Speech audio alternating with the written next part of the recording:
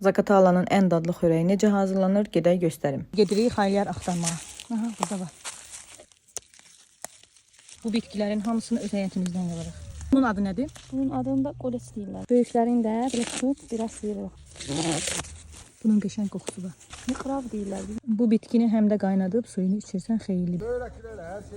Əsas da kişilərə çox xeyirlidir. Bu da gicirtkan. Qarışdıracağıq, bir yerdə qıs eləyəcəyik. Buna həm gicirtkan, həm də cincər. Cincər. İstaq bax, burada bağa yarpağı da var. Ümumiyyətlə yığdığımız bitkilərin hər biri xeyirlidir. Dərman vasitəsi kimi də istifadə olunur. Bağa yarpağı gedir biz tərəfdə bunun adı. Yaranın üzərinə qoyanda yara tez sağalır. Ciyərlərə də xeyirdir. Bu da başqa cür bağa yarpağıdır. Uzun soldu yarpaqlar. Biraz da alça qopardıq. İzləyicilərimin də dediyi kimi biraz da əmək yığaq. Körpələrdən əsas verəcək. Qəşəng yığaq bitkiləri də. Belə bir bitkimiz də var, çəkməyi unutduq bayaq. Adı miqravdır bizim dildə. Azərbaycan dilində bilmirəm adı nədir. Bu da çox xeyirli bitkidir. Öskürək üçün bir nömrəli dərmandır. Kəndin vazgeçilməz qazanları. Bir qulpu da yoxdur özünün. Alalarımız da bişdi hazırdır. Xayları da qaynatmırıq. Sonra vururuq üzərinə, dadı qəşəng çıxsın. Bəh-bəh nə qəşəng qoxusu gəlir. Qırçın olmazsa olmazı piy, qataq isti-isti.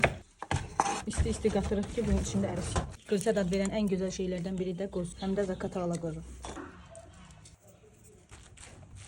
Ata dadına bax gör necə olub. Əla, harika. Yedi gün qırç bişirsən. Əla qırç olacaqdır. Bəh, maşallah. Sadə xəmir eləyəcəyik. Un, duz və su.